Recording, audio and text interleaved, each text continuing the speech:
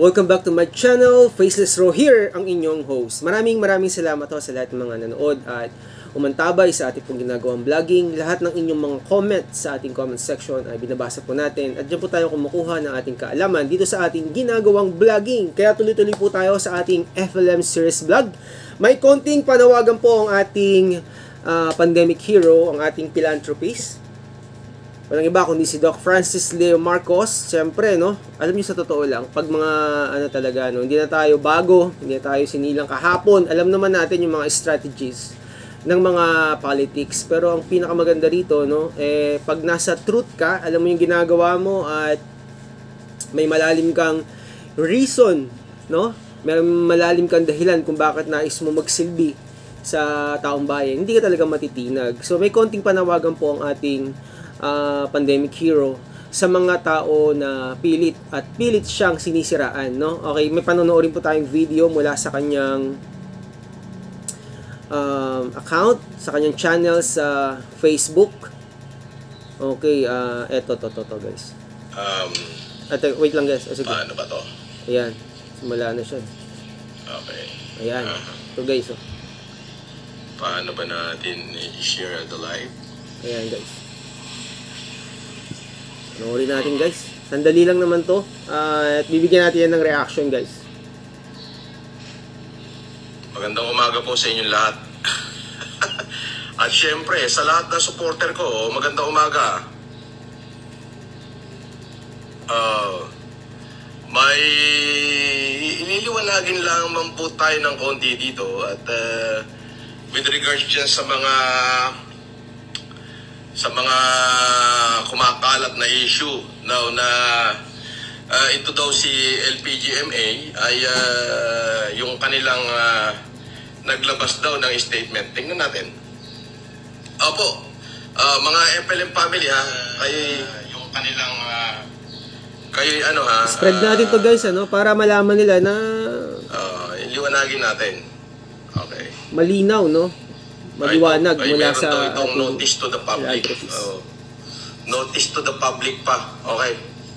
So, merong nilabas yung LPGMA daw, puno, na notice to the public that LPGMA party list categorically denies any connection to a certain individual known as Norman Mangusin or Francis Leo Marcos.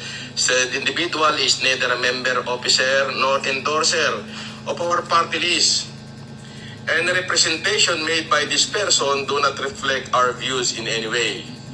Hope that this issue regarding the above-mentioned matter has been clarified. Bon, patingin nga. Okay. Tapos, may mga comment dito. Tingnan natin yung mga comment.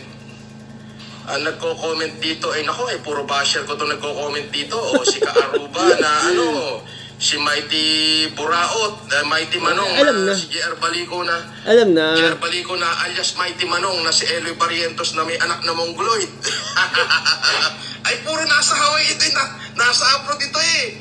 Oh, meron pa dito si Puginius. Oh, ayan. Ayos na pala si Puginius. Hindi ko na napapanood anyway, yan Meron pa pala yan? Wala akong ulitin ko po ito po ay fake page. Okay. Unang-una, bakit fake page? Wala ho itong blue check. Yun. Walang blue check ito. At saka, ang sabi ho nung aking kaibigan, nung mismong representative ng LPGMA party list, yung kasalukuyang nakaupo, si Congressman Alan P., ay wala siyang alam dito sa mga nangyayari na to. So, ibig sabihin, wala siyang alam na may existing na pala silang page. So, ngayon po, ang sinasabi ko rito, sa lahat ng mga supporter ko ay wag ho kayong magpapaniwala dyan. Opo, wag kayong magpapaniwala dyan sa mga pinagsasabi ng fake page na yan at hindi ho natin kilala yan. Maaaring ito'y supporter din ng LPGMA at hindi ho ito dapat makaapekto sa ating pananaw. Ganun pa man ang pagsuporta ng FLM family, ng FFCI International at ng FFCI Worldwide at ng FLMSI at sa lahat ng FLM supporter. Ibigay po natin yung pagsuporta natin sa LPGMA party list. Opo, uulitin ko po yung kumakalat na screenshot na pinakakalat ni Kaaruba, ni Mighty Manong na Mongoloid, Yung mga basher natin na nasa Hawaii, mga hindi naman botante yan, ang gusto niyan manira. Oo, manira. O gusto niyan pag-away-awayin kami ng LPGMA. Hindi po yun mangyayari sapagkat personal po natin ditong kaibigan at lahat po ng aking galaw ay alam po yan ni Congressman Alan T. Apo. Nung mismong representative. Ngayon po yung page nila ay maglalabas ng statement katulad nung kiniklaim ng mga basher natin, abay, pag-livein nyo yung representative at kapag nagawa nyo yun, maniniwala ako sa inyo na tunay nga yung page nyo. Yun. But as of today, according to the representative, ay hindi niya alam yung mga ganyang pangyayari. So, ay lumalabas po, ito po ay fake page. Ay wag po kayo magpapaniwala dyan. Mag-iingat ho kayo. Baka ma-scam na naman kayo. Kung titignan nyo, ang laman ng page na yan ay sila Kaarubang Bungal na nasa Canada, si Mighty Manong Mongoloid, yung anak nun ay Mongoloid, at si Pugenius na hanggang ngayon hindi pa nakikita. Pero meron pa pala yan. May Pugenius pa pala. Ito. Sabi ni Dale Tan. Dale Tan. Legit ito. Naka-live talaga ako. Okay. So, Abby, mamaya ka na tumawag. Ako ay naka-live, but mawawala yung live ko. Okay. Honey Asia from Hong Kong. So, ako po ay nananawagan sa lahat ng ating mga supporter, international, dyan sa Hong Kong, sa Hawaii, sa Canada, sa Singapore, sa Macau, lahat. Kung ano ho yung nakita yung kumakalat, pinakakalat nila, fake page yun, Emmy Miguel, fake page. Wala yung blue check, Emmy Miguel. Yan talaga mga walang blue check yun. So, yan lang po. Uulitin ko po, kasi kumalat po yan may mga screenshot pa. Siyempre, ako naman, tinawagan ko yung representative. Sabi ko, bakit may ganito? Boy pa pala si Pugenius. Walang ganyan. So, mag-iingat ho kayo. Basta tayo, FLM family, ibigay natin yung ating pagsuporta sa LPGMA party list. Opo, ako po ang mukha niyan. Huwag po kayo mag-alala. Andito po ako. Ako po mismo ito. Opo, ako po yung nagsasalita. Ngayon, kung para mapatunayan natin na talagang totoo yung page na yan, bakit hindi nila pag-live-in? Yun. Yung current representative yun. Na si yun ang hamon. partner na si Alan T. At sabihin niya kung ano man yung nilalabas ng page niya. Doon tayo maniniwala. Pero hanggat hindi mismo si Alan T. ang nagsasalita ng live, denying our involvement in LPGMA, and then, doon pa lang tayo bibitaw ng suporta. Pero as of today, wala pong ganyan. Ulitin ko po, ang hangarin po ng LPGMA ay mapabuti tayong lahat. Kaya po, ibigay natin yung ating tuloy-tuloy na pagsuporta. Kahit anong gawin nila ng mga basher na yan, na paninira, hindi po tayo magpapatinag. We can show the Filipino people that we are as one. The FFCI International and Local, the FLM Family Club, and of course, the Francis Leo Marcos Supporters International. Solid tayo, okay? So, yung lamang po, mag-iingat po kayo lagi. Maraming salamat, boss. Okay, mag-iingat kayo lagi. Ingat din po kayo, boss. At okay malinaw, no? Malinaw na ito ay paninira, ito ay fake, at hindi natin dapat paniwalaan. Kaya kung sino man naglabas nito, kung sino man ang makanood nito, wag natin agad paniwalaan, no? Double check natin. Punta agad tayo sa